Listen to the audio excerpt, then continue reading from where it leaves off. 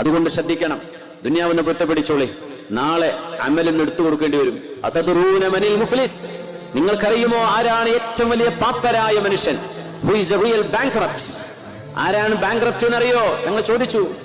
അപ്പോൾ സ്വഹാബികൾ പറയാ, നബിയേ, അൽ മുഫ്ലിസു ഫീനാ മൻ ലാ ദീനാറ ലഹു വലാ ദിർഹം, കയ്യിൽ പൈസ ഇല്ലാത്ത ആള്, വലാ മതാ, ഒരു സൗകര്യം ഇല്ലാതെ ജീവിക്കുന്ന പാവപ്പെട്ടവർ, ഇവരാ നബിയെ മിസ്കിന്മാര്. തങ്ങൾ പറഞ്ഞു, അല്ല, അൽ മുഫ്ലിസു മിൻ ഉമ്മത്തി, എന്റെ സമുദായത്തിലെ ഏറ്റവും പാപ്പരായ മനുഷ്യരാരാണെന്നറിയുമോ?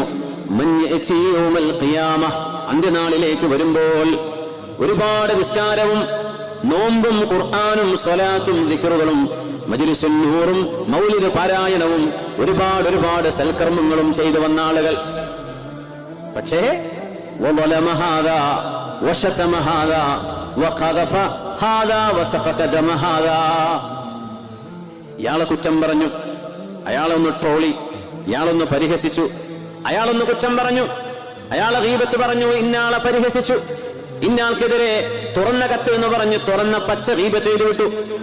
ഇങ്ങനെയൊക്കെ ചെയ്തു കൂട്ടുന്ന, എന്നാൽ ദിക്റിനും സ്വലാത്തിനും വന്നിരുന്ന ആളുകൾ ഗീബത്തും നമീമത്തും ഇവരാരെ പറ്റിയൊക്കെയാണോ പറഞ്ഞു കൂട്ടിയത്, അവർ മുഴുവൻ അള്ളാന്റെ കോടതിയിൽ വന്ന് ചോദിക്കും, റബ്ബേ ഞങ്ങൾക്ക് നീതി വേണം, റബ്ബേ നീതി വേണം. ഞങ്ങളുടെ അഭിമാനം പിച്ചു ചീന്തിയിട്ടുണ്ട്.